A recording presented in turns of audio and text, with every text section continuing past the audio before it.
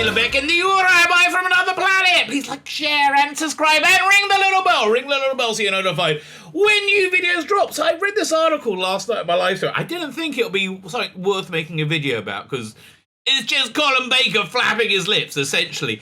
But, you know, we live in an age. Oh, my camera. Let me just center that better. There you go. Okay, that's better. Okay.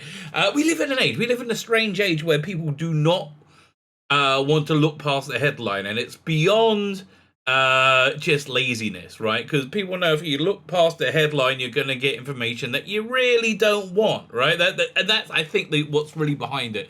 So, you know, we've seen the headline that Jodie Whittaker is stunning and brave and fantastic, and anybody who doesn't like her is an icky-wicky bigot. Well, that was the narrative up until, I don't know, a month or so ago when Russell D. Davies came back, and now everybody's like, oh, no, she was awful. She was absolutely, oh, my, what? This has been terrible. Russell D. Davies needs to save Doctor Who.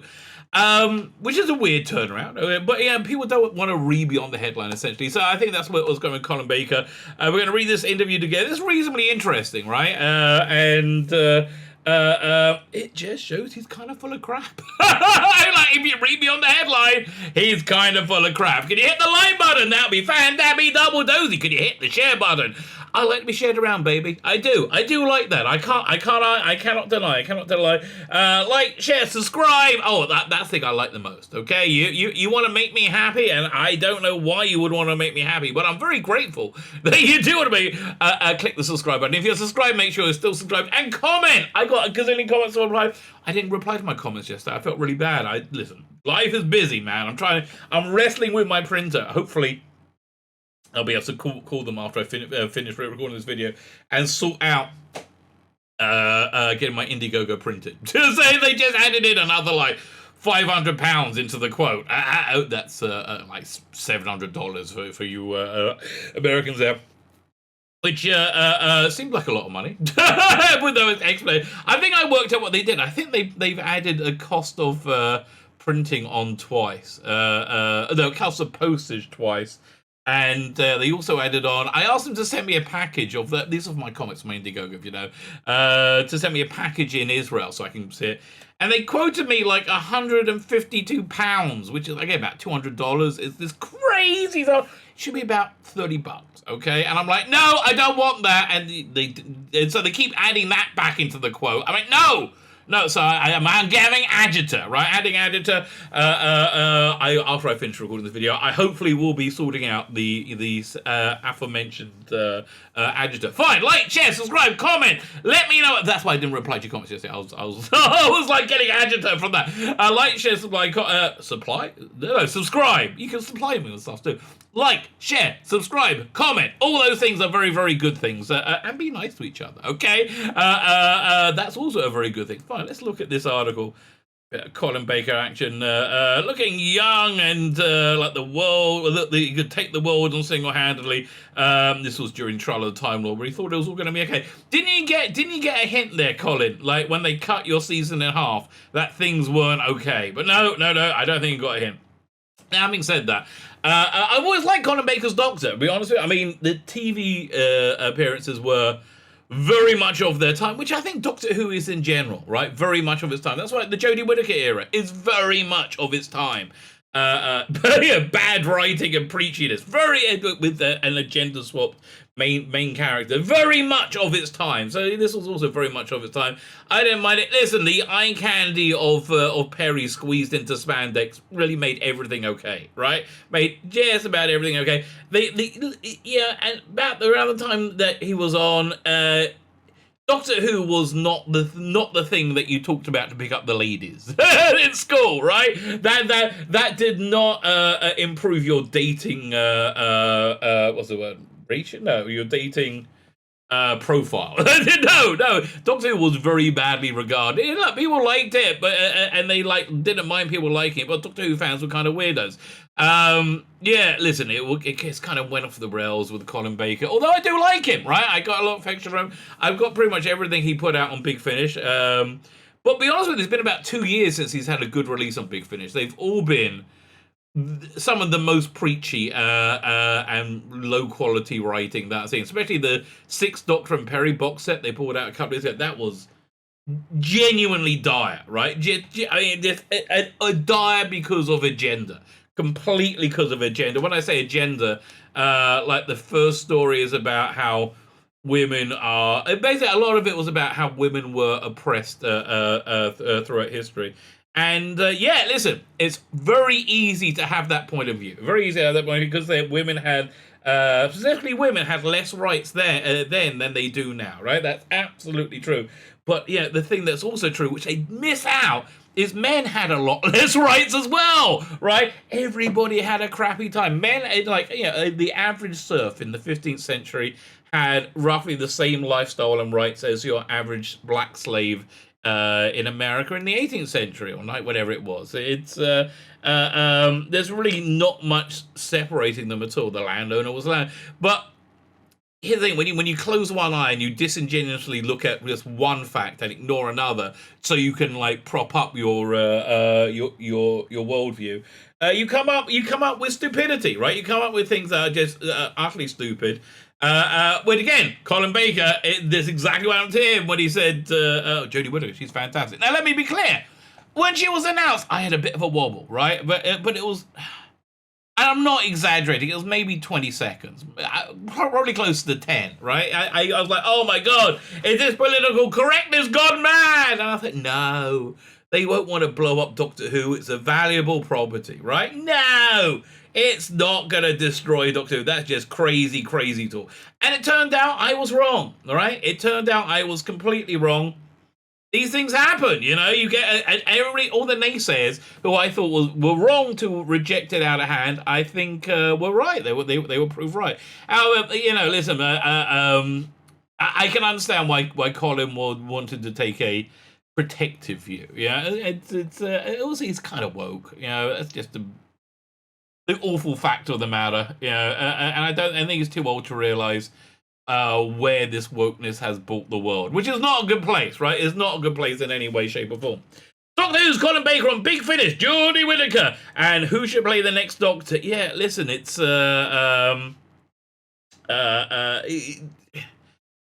parroting racism through parroting racism that is populist doesn't make it not racist, right? It's still racist. It'll certainly, I suspect, not be a white male, middle-aged man. Listen, I'm hoping for Patterson Joseph. I would love Patterson Joseph. I honestly, I don't know. I think Russell T Davies's hand must be tilted towards a black actor, because that's very important now to the entertainment industry. Okay, fine. So. There's plenty of options there. I just don't like restricting. Once you restrict creativity, you get bad creativity. It gets stale, it gets bad. I think Russell Davies can probably pull it off. But once you restrict it and say, put these rules on things, that's the death of creativity. And I don't know why that is, but it does seem to be the case. No, I do not want the Digital Spy newsletter. Work with new people is one of the best bits about doing Doctor Who, says Colin Baker. Nearly 40 years since he first played the Sixth Doctor on television, and over 20 since he returning to the part for the series of Big Finish audio dramas. It is, says Baker, that keeps things engaging for him. Also, they write things to his sensibilities. They like, what would you like to do? Which is why I think that Sixth Doctor and Perry set was just garbage, right? It's yeah, but again, for 2016 to 2020, everybody in Colin Baker's social circle, and complete bubble, I would say, said the world had been taken over by icky wicky racists who don't like women, and now we've got to fight that, and we've got to break that glass ceiling and make everything better, and we've got to show these icky wicky racists that women can just be as good as men. It's so stupid. It's so stupid. And look, generally speaking, women are better at some things than men, and generally speaking, men are better at some things than women, okay? Because men and women are different. And I don't know, it's a sign of the insanity age that is a controversial statement. They're equal. Of course they're equal. They're all human beings. They are also different. Men and women are different. Fine. But again, that can't break through the bubble of insanity. And really, this bubble has got so much more profound. I'm not sure what it's like in England now, where seemingly everybody hates both Labour and Conservatives. Like, everybody hates every politician, which, for me, that's the political viewpoint I most follow, right? I think if you want to go into politics, they should have some kind of brain scan they do for you. And if you have any desire to be in politics, you're therefore permanently banned from being in politics, right? Permanently. The rest of your life, if you have any desire to be a politician, then you are. That's what I think be right and proper. And I think that'll probably be good for the world as well if we did that. Fine. Where was I? Over here. Acting is principally about interacting with other people. You would be a stone if you were slightly changed slightly. I get it. Listen, I mean, to like not be on board with the general insanity of the age, you feel like you're not being empathic, right? To people who are marked. That's the insanity you are sold, right? You are sold that. Yeah, like I saw this thing last night. This morning. In America right now, there's a big thing when at every sporting event, people are chanting, "Let's go Brandon," because that's what the Pravda, like Hunger Games like news said when there was a loud chant of "F Joe Biden," but they didn't say F. And the person being interviewed was called Brandon. Said, "Look, they're saying let's go Brandon." So I saw somebody posted some Met game, some sports game. Somebody's going, "Let's go." Well, no, it was F Joe Biden, right? And you see this woman there freaking out, going, "That's racist! That's racist!" What? Okay, to say a old white man who is president has done a breathtakingly bad job, right, is racist, shows you we may be in funky times, right? It shows that people will just swallow whatever they're told, which I think is what's happening. But yeah, he feels like he's not being empathetic. Any other person that the Doctor has to interact with brings their own story and therefore something different to the Doctor. He continues. Recently released box set The 11, first one I didn't buy. And I love the villain, the 11. The 11 is a Time Lord that has all his incarnations living simultaneously together, like in his head, and he's bonkers, right? He's a guy played by Mark Bonner, freaking awesome villain. Absolutely love the villain. But when I saw it was an 11 box set and it had Colin Baker in it, I'm like, I know exactly what they're gonna do, right? This is going to be about the 11 finding a companion, taking over a planet, and then Colin Baker and whoever's with him, Bonnie Langford, whoever it is going to be in the first episode and the last episode, and it's really about the 11. And it's a story that I've heard many times now from Big Finish. The last time I heard it was the Eric Roberts master set, and I'm like, okay, I've heard that story, and I'm kind of bored of hearing that story. And it's always got to have some kind of stunning and brave, kick-ass female, like bounty hunter or something like some very traditionally male role played by a woman. And I'm like, yeah, bollocks. And as I said, everything Colin Baker's put out from Big Finish over the last couple of years has been really bad. Like, has been like really, I would say, unlistenably bad, which is why I stopped buying it, honestly. And I think it's because he's just sucked into all this insanity. All right, so the 11. A very interesting couple of stories by Lizzie Hopley, Nigel Fairs, and Chris Chapman. Yeah. This is kind of, they're going back to their very, very early writers, but this is kind of like their B team. Lizzie Hopley, look, she hasn't done anything that great, unfortunately. And the other problem with Big Finish, they come from the same universe as Colin Baker, and they feel that women are somehow oppressed in society. Really, they're an oppressed minority, even though they're a majority and the most privileged people in the history of our species. Like, blonde, rich, college-educated women who are attractive, most privileged people in the history of our species. But even so, I get it. In the 70s, 50 years ago, women didn't have as much opportunities as they had today. Now they do. we fixed it, okay? We fixed it, and it's not like I'm advocating like, oh no, get back into the kitchen, women. No, but saying that people are oppressed who are not. so we can flood our entertainment with agenda to make it stop. Everything's based on a false premise. It's a good example. It pits the Doctor a little bit against the 11th, and by the way, I called it 100%. It was in the middle section. I'm amazed how well I called it, right? And I also didn't get the 11th Doctor Chronicles. I quite like Jake Dubman, but I saw the writers. I'm like, no. You can only burn me so much before I get wise. Okay, you can only do it so often. Fine. So it's a good example. It puts the Doctor against 11, a Time Lord whose regeneration went wrong, leaving him with multiple personalities. Okay. He's at war. He's at war with himself most of the time, and everybody else rests. That's a fair. That's a reason a fair description of him. I would say. Where was I? Here we go. The rest of the time explains Baker, going on to praise a brilliant performance by Mark Barner. That's he's not talking. He's being professional, but yeah, the performance is really good. Go and get the. Where was he introduced? The Doom Coalition with Paul McGann. They were good, sir. That again before the age of insanity. Who is a Scottish actor who's very, very good, who is very good indeed. That bought the 11th life. Working with Barnard, Line of Duty Catastrophe was a big part of the box set for Baker. I think maybe the paycheck might have been, would you like some work? You can do it at home. Okay, I think I'm on board. Not though that the pair had the chance to meet while making this particular story. No, they record everything at home now. I bet Big Finish is saving a ton of money.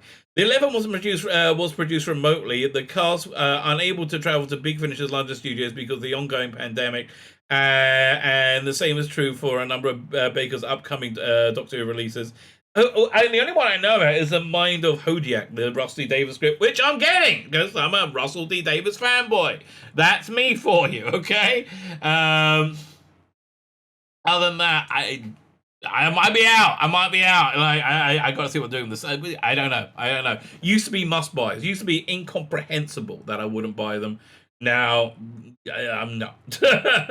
And the same is true about it. But for me, it works extremely well. It's sitting in my leafy solitude in the middle of Buckinghamshire, miles from anywhere, and safe from the ravages of viruses in the world outside. Listen, I do understand. He's an older guy. I do understand him him being careful about corona. My neighbour's father passed away yesterday. Like I never knew this guy from Corona. It's a real thing. Listen. Just if we're mentioning Corona, I have 3 jabs. I'm vaccinated. I think it's really bad that people aren't given the autonomy to choose if they want to be vaccinated. Look, I'm in a high risk category, right? I'm a fat, unhealthy old guy. So yeah, I would rather not die, right? As my neighbour's father did last night, yeah. But yes, give people the right to choose. Really? And if the vaccine works, which it doesn't really. I mean, let's be honest, it doesn't really. I think if you had 2 jabs, after 4 months, you have a 20% protection. As opposed to if you had coronas, then you got 27 times higher protection. I don't understand. I'm not a scientist. I don't understand how this works. But I understand how working from home is good news for him. The internet here used to be problematical, but now it's very good. So I can sit here and do exactly the same thing I was doing if I was in the studio in London in a sound booth. The only difference is that we come out and sit down and have a cup of tea together sometimes. Maybe they should do have a Zoom green room, right? That would make sense. It doesn't impact the performance either, Baker explains. I know a lot of other actors who find the interaction with actors essential. Yeah, they are all saying that. That bit, of course, I miss. But that bit isn't the bit that makes the drama work. The bit that makes the drama work is the bit between me and the microphone. And look, basically, I think he's got the Christopher Eccleston School of Acting. He's like, I got the script, I'm going to read it, and now I'm going to go home. Okay? Yeah, okay. In one sense, it concentrates the mind wonderfully because you're You're going on what you're hearing. He continues. You know what should be happening because it's written in the script. He is hit over the head. He is hit over the head with the hammer, and even if we were in the studio, we wouldn't be hit over the head with the hammer. Well, I would like to hope not. Probably try not to kill your actors. Okay, that's probably a good idea. Don't kill your actors, right? For me, I guess it's filmmaking 101. Don't kill your actors. Or even damage them into a significant way. But did you ever see, what was it? The DVD of Greatest Show in the Galaxy. There's a scene in it where in editing, playing the chief clown, he leans his head into a cage, and the top of the cage, the door comes down and crushes him on the front of it. He had to go to hospital to get his teeth removed because it banged him so hard. Crazy. Okay. Describing his own approach to acting, Baker points to Paul Scofield or Laurence Olivier, preferring their acting philosophy to people who live the part in their private life. Actors will leave the set in character and stay in character till they come back next day. Yeah, that's got to be weird to live with, right? I do. Daniel Day-Lewis has got to be a strange guy to to be sharing a life with, but still. It's kind of who's that remind me of? I guess like Christopher Eccleston again, right? Look, give me a script, I read it, I go home. Okay, it's not rocket science.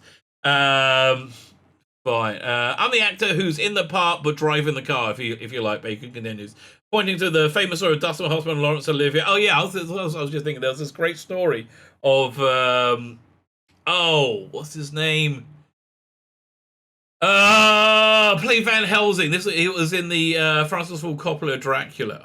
I'm gonna have to look this up. Francis Ford Coppola Dracula was in first season of Westworld. What's the guy's name? Great actor. I saw him on stage in a great matinee performance playing. Was it M. Butterfly? Where is it? Anthony Hopkins. Yeah. So Anthony Hopkins was on the set of Francis Ford Coppola's Dracula, which I really like that movie, by the way. And to get the spirit, he would have group readings of the book every day. What's his name? Anthony Hopkins was like, piss off. Leave me alone! They kept basically the same thing. Just piss off, leave me alone. I'm the actor in part, but driving the car for like Baker, pointing out to the famous of Dustin Hoffman and Laurence Olivier, where Dustin Hoffman starts the scene violently by running on spot for a few minutes until Olivier says, "Excuse me, why are you doing that?" So Hoffman says, "Well, I'm breathing the scene," and there's a pause precisely the right length time before Olivier says, "Have you considered acting?" I'm with Olivier. It's easier to play breathless if you're in control of your breathing. You can pretend you're breathless if you're actually breathless. You're not control of acting. That's my mindset. Well, that seems logical, but don't be a dick. I think everyone's got their own process, right? I think you're being a bit dickish there, quite frankly. Others feel differently. Canadian Baker. Good luck to them and leave me alone. Okay. Elsewhere in the world, Doctor Who is anticipating a big change. Here we get the interesting bit. It won't be long until Jodie Whittaker embarks on a final series of Doctor as the Doctor. It's got to be soon. It's been embargoed. So, are they starting on Halloween? You think? Could be. What day is what? Let me look at the calendar. What day of the week is Halloween? Okay, now here we go. Halloween's on the 30th, right? So that's a Saturday. It's what what day? Is Halloween the 30th or 31st? 1 second. Let's have a look. Look at that up. Halloween date. It's 31st, Sunday, right? They may be dropping it all on Sunday. That Sunday could be. So it's regenerating the 14-ish actor to play the Doctor. Has Baker been following her performance? Okay, get ready for the bullshit to begin. Because he said she's brilliant. I haven't kept up as much as I would like. No, you kept up exactly as much as you would like, which is 0, right? Smart man, Baker replies.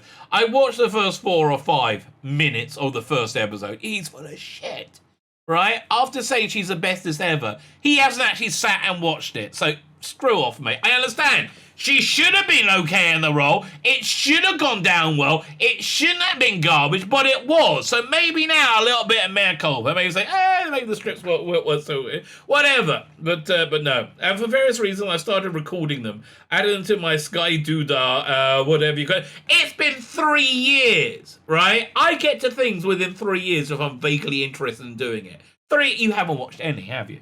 Haven't watched them all yet. No, well, that's true. I don't think you watched any of them yet. But I've seen enough to know I thoroughly approve. Really?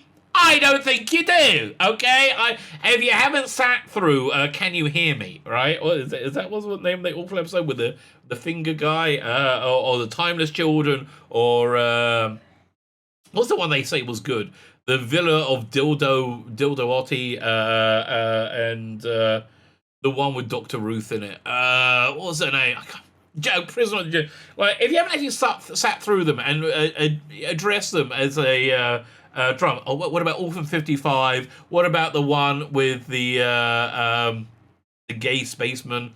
I mean, they were just like so shoehorned in. Oh, I like my boyfriend. Those initial episodes where she was finding out who she was and making a sonic screwdriver.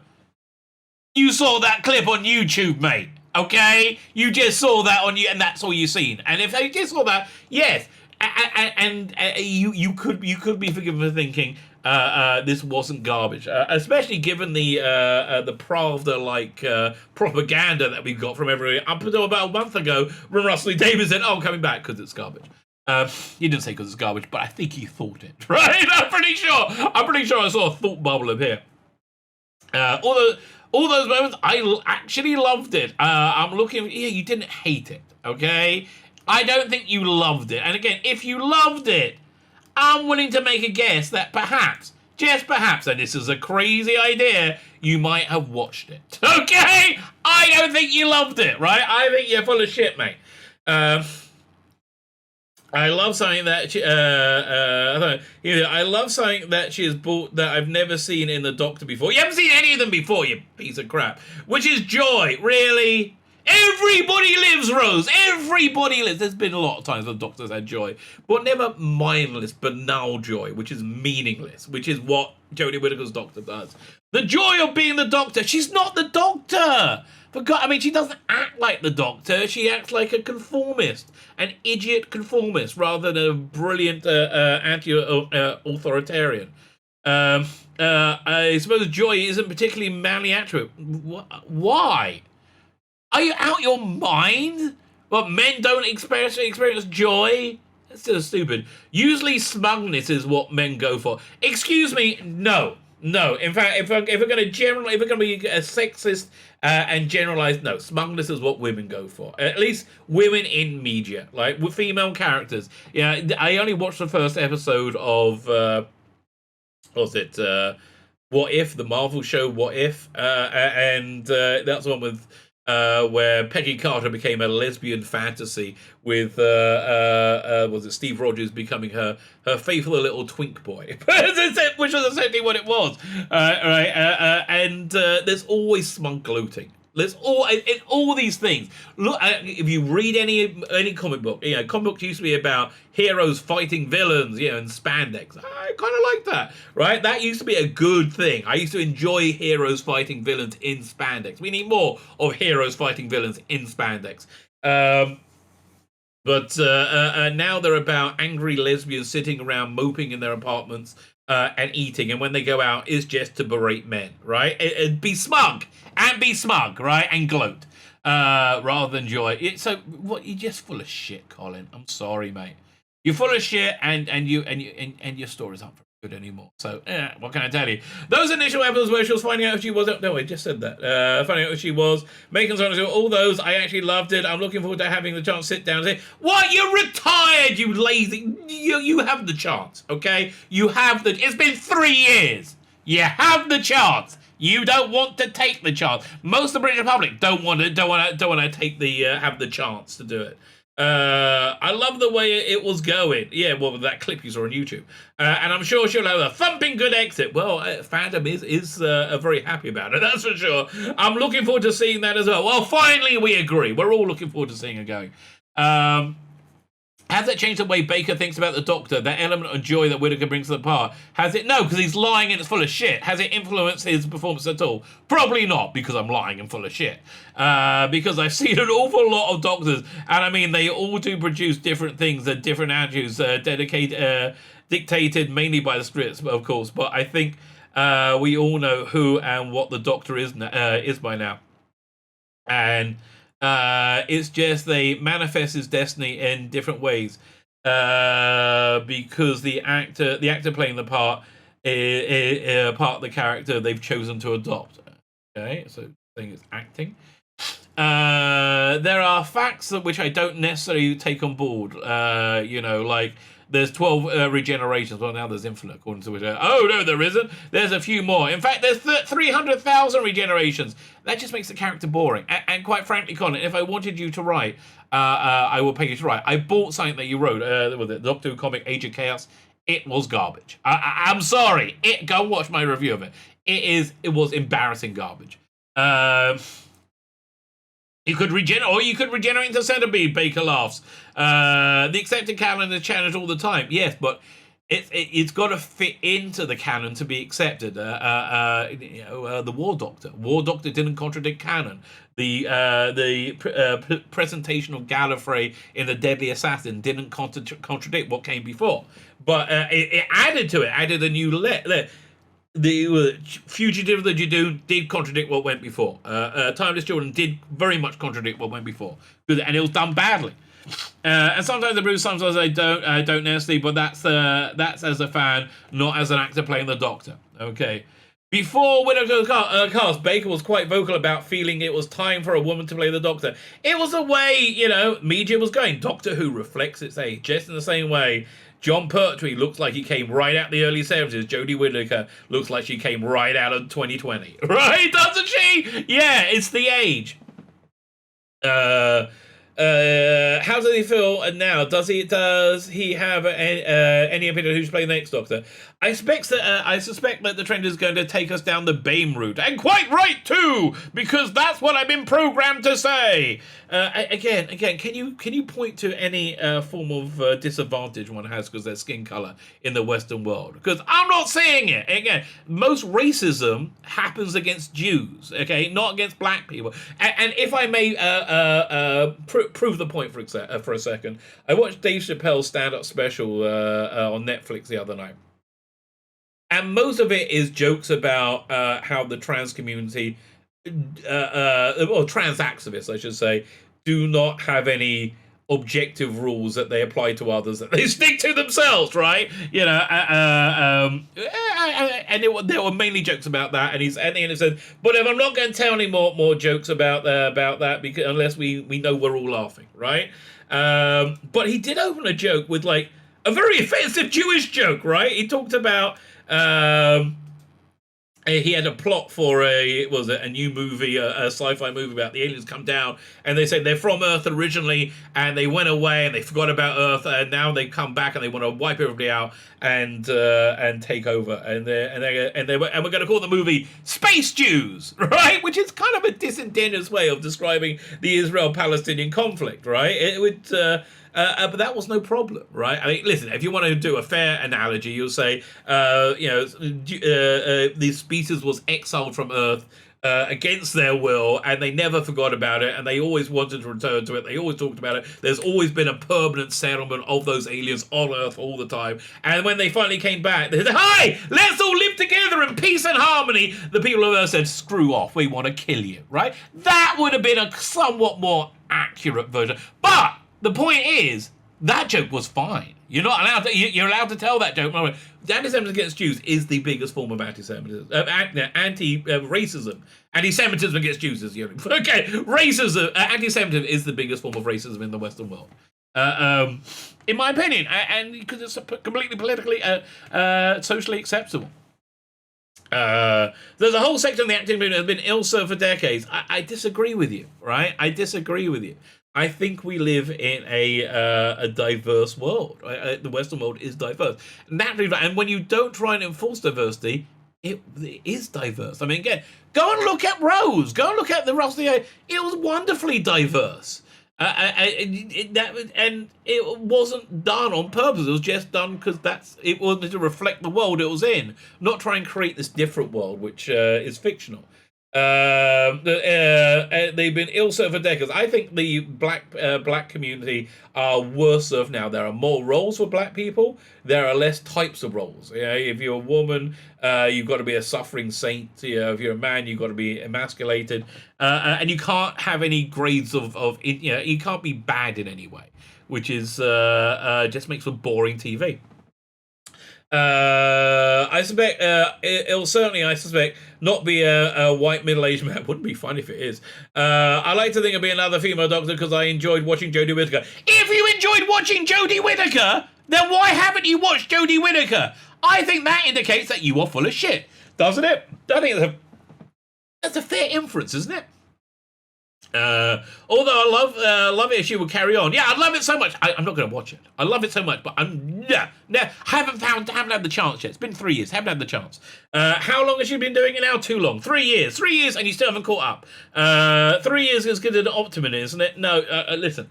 Basically, she was fired along with Chibnall because they've done a bad job, right? That's the Rusty Davis appointment, right? That's what it was about. Only Tom Baker backed that one with the Mammoth 7. I think he's still doing it as well. He is still doing it, and wasn't Pertwee 5 years? Okay. We're nearly done. Oh, thank God. Thank God. Of course, as we've established, Colin Baker is still playing the Doctor Who. Famously, Baker had a long-term plan, which was frustrated by Michael Gray's decision. I mean, in all fairness, Doctor Who was bad at the time. You know, I can't disagree with Michael Gray. You know, I would love to go back in time and say, look, can I pitch you an idea for what to do with Doctor Who, and then just pitch them like the 11th hour, it's like that, and that season, right? Well, I think it was like populist that people would have liked. Michael Gray would have been fine with it. We haven't time for a new Doctor, and he was better. That really did need to have a new Doctor. I mean, let's be brutal. They wanted to kill it off, but it really did need a new Doctor. And the reason they brought in Sylvester McCoy was a way of getting rid of John Nathan Turner, because they made him fire Colin Baker, right? They made him fire Colin Baker. Said, okay, the last thing you got to do is tell Colin Baker that he's gone, and then we'll find something else for you, right? And then they just screwed him over. They didn't do that at all. I think it's because when they said it was on hiatus, when they said it was being rested, he then put out a press release saying, oh, it's only an 18-month hiatus. He insisted. He saved Doctor Who that day. His senior role was cut short. Jess2 says, unable to prove his belief that the interesting characters and drama are the ones that you're wrong about. A lot of people were wrong about the Sixth Doctor. Yes, fair enough. Listen, the early Big Finish stuff, which is cheap as anything now, is glorious. Like the marrying conspiracy, basically everything up until 2 years ago is all good and all worth checking out. Who he was and what he stood for, based on the moments after his regeneration when I attacked my companion, which of course is not what the Doctor should be doing. Also, shouldn't be a horrible conformist. He has quickly a caveat. He's given more than once before. Obviously, there's a development that has to take place for the audience to acknowledge that this is in fact a Doctor. Never happened with Jodie though.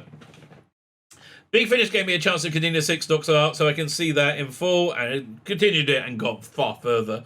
I like to think the story arc of the Sixth Doctor brought him to now that place, allowing the audience to finally appreciate. They did that about 15 years ago, right? Oh man, it's still going.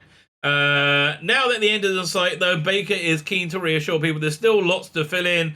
He's going to be doing it till he dies. And then they'll recast him.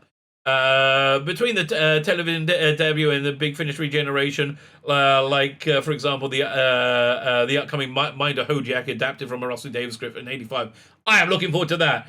Are they aware that the Doctor is a time traveler? Maybe Baker jokes. sounding pleased that he still gets a chance to revisit and explore the character he brought to life in '84. Jodie Whittaker may have brought joy to the Doctor on screen, but brought misery. And actually, first she didn't, and brought misery to fandom. It's clear enough Colin Baker still gets a lot of joy from the role. That is true. That is true. It's worth the season 24 box set where he's on doing behind the sofa watching Sylvester McCoy in what's essentially supposed to be his season. He is still not over it. He is still spitting bullets. So there you go. Colin Baker, love you, baby. Haven't done a good story in a couple of years. And you're full of shit. But I love you anyway. My name's Tzvi Lebetkin, the Rabbi from another planet. Please like, share, and subscribe. And ring the little bell. Ring the little bell so you're notified when new videos drop.